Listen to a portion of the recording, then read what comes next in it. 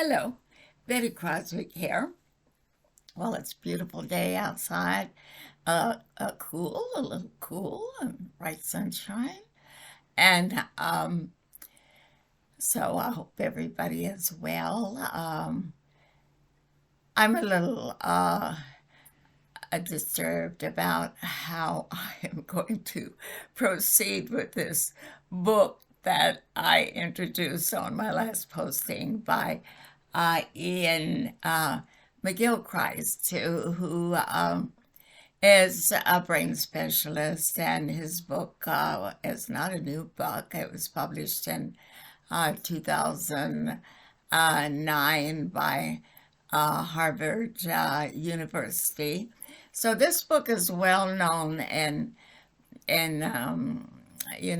academic circles and uh, philosophical even circles and medical people by and large, but is little known to um, the public as a whole, which I think is a shame. And even though it's not a new book, it's not something that's and you're going to find in paperback back that's hitting the charts.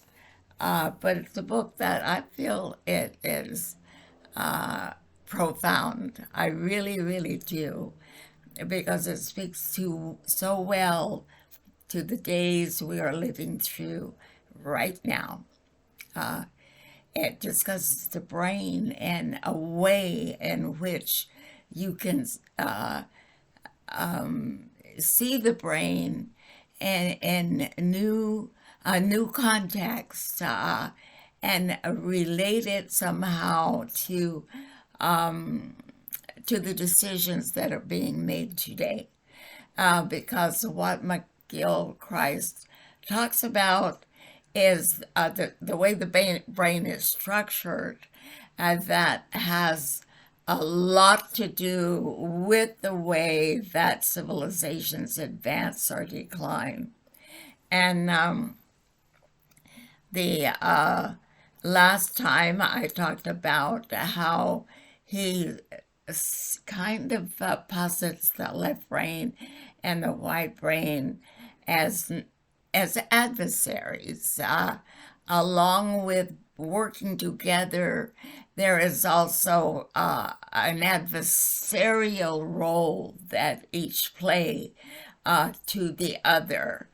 And McGill Christ talks about how the left brain is a brain that sees things in pieces, you know, and who is attracted by something new or something that is good to eat or, or is some way to advance oneself or be uh, uh, in some way looks for things that are beneficial to eating, drinking, living, the kinds of things that uh, that the internet feeds on.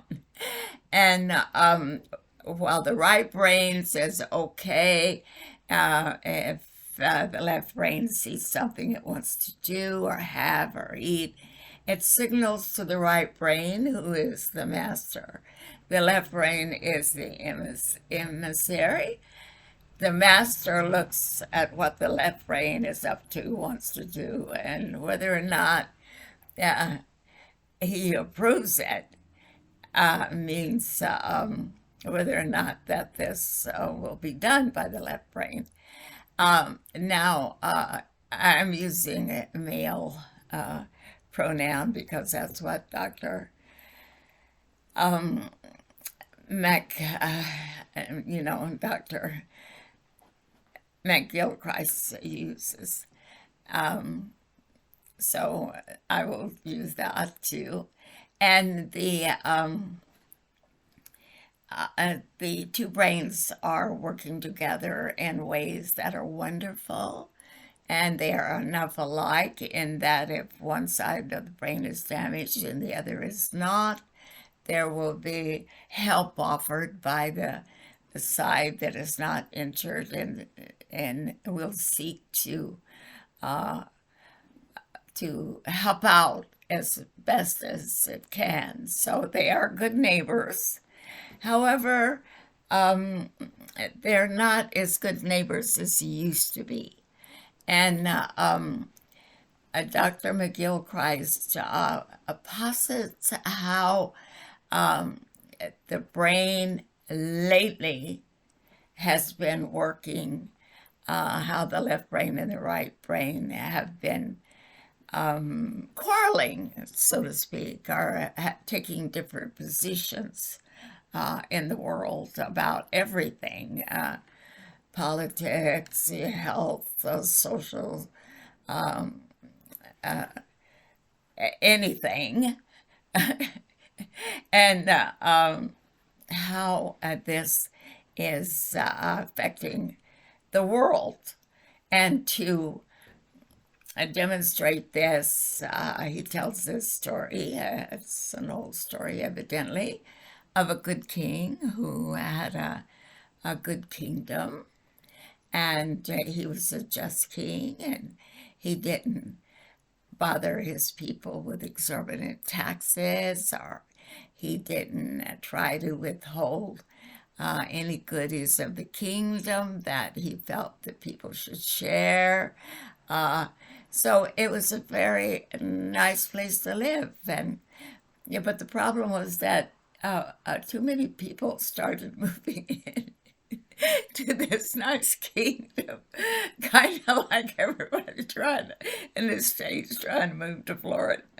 But anyway, the way that the king decided to settle this, he appointed an emissary, like a diplomat, who could go to the further reaches of the kingdom um, and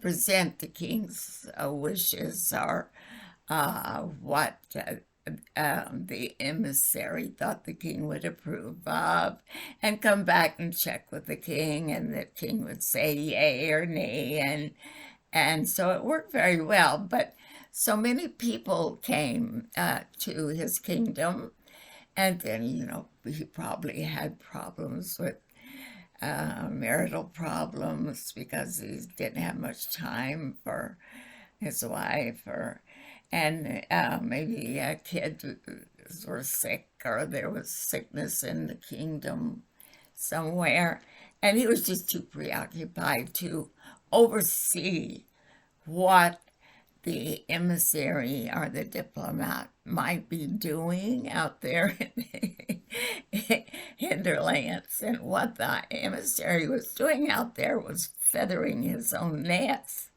He decided that, well, I can do this business as well as the king. My decisions are as good as the king's, so people seem to accept them. I don't have to check back with this king on every little old thing I do. And part of the thing he was doing was probably lining his pockets, because the more he thought about how smart he was and that he was good as the king and knew as much as the king about everything and more, he probably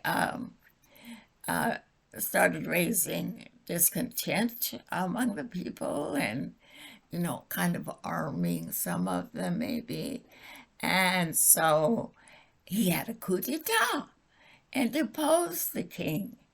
And then, because he was such a rotten ruler, because he was a corrupt and selfish man, the kingdom went into decline and disappeared. So McGilchrist uses this story, I think, to warn us that it takes thinking with both sides of the brain to manage anything successfully, to manage oneself, to manage one's social life, one's political life, economic life, spiritual life. It can't all be right brain and it can't all be left brain. It's got to be both.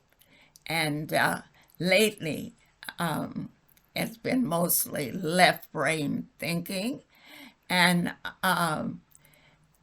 later on in the book, McGilchrist gets into some very interesting parallels between the disappearance of civilizations and how so much left brain thinking came about.